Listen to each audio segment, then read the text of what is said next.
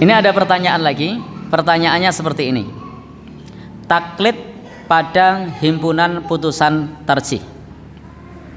Ya, pertanyaannya apa? Taklid pada himpunan putusan tarjih. Pertanyaan. Dalam pengamalan agama, orang Muhammadiyah berdasarkan pada tuntunan yang tersebut dalam HPT, himpunan putusan tarjih, apakah hal demikian berarti bahwa orang Muhammadiyah itu taklid pada himpunan putusan tarjih? Dan apakah tidak berarti bahwa orang Muhammadiyah itu hanya bermadhab satu saja, yakni HPT? Kalau demikian berarti lebih sempit dari yang bermadhab 6. Mohon penjelasan. Penanya atas nama Badarudin dari Jawa Tengah. Baik, jawabannya apa coba kita baca? Jawaban dari Majelis Tarjih yang dimuat dalam buku Tanya Jawab Agama jilid 2. Jawabannya, dalam HPT, dalam himpunan putusan tarjih, termasuk masalah 5 yang antaranya menyebutkan tentang agama dan sumber hukum. Dalam kitab masalah 5 itu antara lain diterangkan bahwa agama Islam yakni agama yang dibawa oleh Nabi Muhammad SAW yang diturunkan oleh Allah di dalam Al-Quran yang tersebut dalam sunnah yang sahih. Selanjutnya di dalam membicarakan masalah tersebut disebutkan pula dasar mutlak untuk berhukum dalam Islam adalah Quran dan hadis. Dibentuknya majelis tarjih yang kemudian hasil-hasilnya dibukukan dalam HPT sebenarnya merupakan wahana untuk menyatukan pemahaman agama berdasarkan sumber aslinya yakni Al-Quran dan As-Sunnah. Jadi bukan HPT yang menjadi sumber rujukan agama di Muhammadiyah, tetapi Al-Quran dan As-Sunnah yang menurut istilah disebut ittiba, bukan taklid. Ittiba artinya mengamalkan agama sesuai yang ditentukan oleh dalil, yakni Al-Quran dan As-Sunnah, memenuhi perintah dalam Al-Quran seperti tersebut dalam surah Al-A'raf ayat 3 dan surat Al-An'am ayat 106. Jadi tadi di sini dijelaskan bahwa dibentuknya majelis tarjih yang kemudian hasil-hasilnya dibukukan dalam HPT sebenarnya merupakan wahana untuk menyatukan pemahaman agama berdasarkan sumber aslinya Al-Quran dan As-Sunnah. Jadi bukan HPT yang menjadi sumber rujukan agama di Muhammadiyah, tetapi Al-Quran dan As-Sunnah yang menurut istilah disebut ittiba.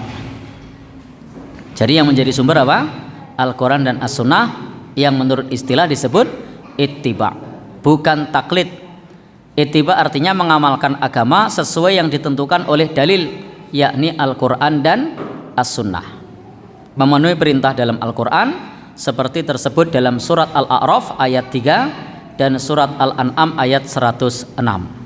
Allah berfirman, ittabi'u ma unzila ilaikum mir rabbikum wa la tattabi'u min dunihi awliya qalilam ma tadhakkarun.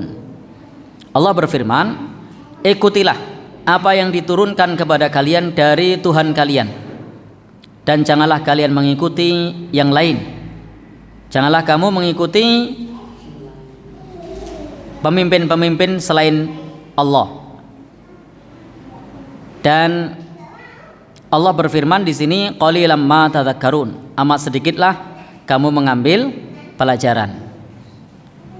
Allah juga berfirman, ittabi'u ma uhiya ilaika mir rabbik la ilaha illahu wa'arid anil musyrikin.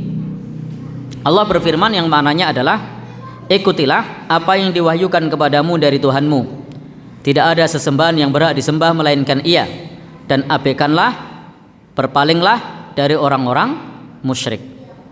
Ayat ini jelas mengatakan ikutilah apa yang diwahyukan kepada Nabi Muhammad SAW dari Allah Subhanahu wa Ta'ala. Di ayat sebelumnya, ikutilah apa yang diturunkan kepadamu dari Tuhan kalian, jangan mengikuti yang lain. Mengikuti kepada wahyu Allah berarti juga mengikuti apa yang datang dari Nabi, sebagai yang diperintahkan oleh Allah dalam akhir ayat 7 surat Al-Hasyr. Di akhir ayat 7 surat Al-Hasyr Allah berfirman, Wa ma atakumur rasul fakhudhu wa ma nahakum anhu fantahu wattaqullah innallaha syadidul iqab. Apa yang diberikan Rasul kepadamu, maksudnya di sini tuntunannya, maka ambillah, terimalah. Dan apa yang dilarang kepadamu, maka tinggalkanlah. Jadi kalau Rasul perintahkan, ambil. Kalau Rasul larang, tinggalkan. Bertakwalah kepada Allah, sesungguhnya Allah sangat keras hukumannya. Jadi mengikuti Al-Quran dan As-Sunnah bukanlah taklid, karena taklid ialah, ini pengertian taklid menurut fatwa tarjih, qabulu qaulin bila hujjatin. Jadi taklid itu pengertiannya adalah qabulu qaulin bila hujjatin, mengikuti pendapat tanpa dalil. Jadi taklid itu maknanya apa? Qabulu qaulin bila hujjatin, mengikuti pendapat tanpa dalil, mengikuti pendapat tanpa hujjah. Maka kalau mengikuti pendapat dan pendapat itu ada hujjahnya Al-Quran dan As-Sunnah, maka yang kita ikuti sebenarnya bukan pendapatnya, tapi yang kita ikuti adalah Al-Quran dan As-Sunnahnya. Dan disitulah yang disebut dengan ittiba. Jadi pengertiannya menurut fatwa tarjih, taklid itu jelas pengertiannya qabulu qaulin bila hujjatin, mengikuti suatu perkataan atau mengikuti suatu pendapat tanpa adanya dalil. Padahal as-sunnah, hadis Nabi, termasuk dalil, sehingga ketika kita mengikuti hadis Nabi maka tidak disebut taklid. Mengikuti apa yang dalam Al-Quran tidak disebut taklid. Muhammadiyah tidak bermadhab, tetapi mendasarkan amalnya pada apa yang dibawa oleh Muhammad Rasulullah Sallallahu Alaihi Wasallam. Ini sesuai dengan nama persyarikatannya, Muhammadiyah, mengikuti Nabi Muhammad Sallallahu Alaihi Wasallam. Sumber ajaran Islam adalah Al-Quran dan As-Sunnah. HPT memuat yang telah disepakati oleh ulama-ulama Muhammadiyah. Dalam pemahaman dan pengamalannya kita harus bersikap kritis.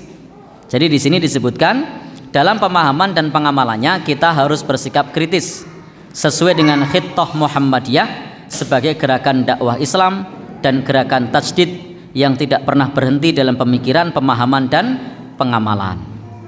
Baik, ini penjelasan atas pertanyaan apakah orang Muhammadiyah itu taklid pada himpunan putusan tarjih.